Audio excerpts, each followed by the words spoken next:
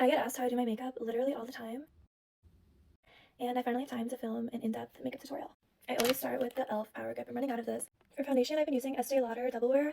I really like it so far, but I don't think I've used it enough to really know if I would buy it again, but this is in the shade Cashew. The reason I think my makeup always comes out so good, honestly, is because I use a lot of foundation, and I think that people that go light with foundation don't get the same look.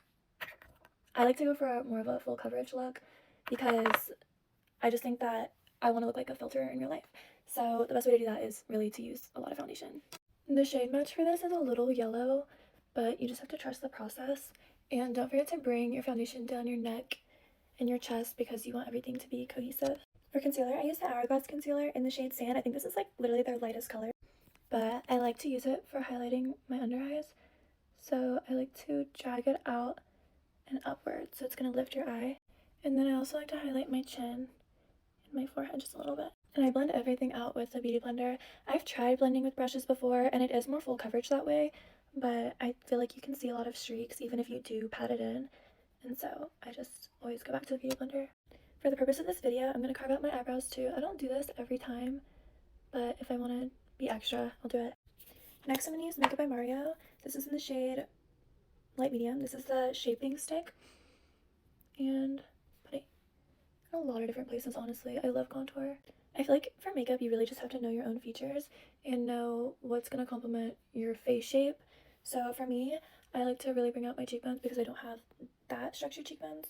And then I like to make my forehead a little bit narrower and then make my chin a little bit pointier.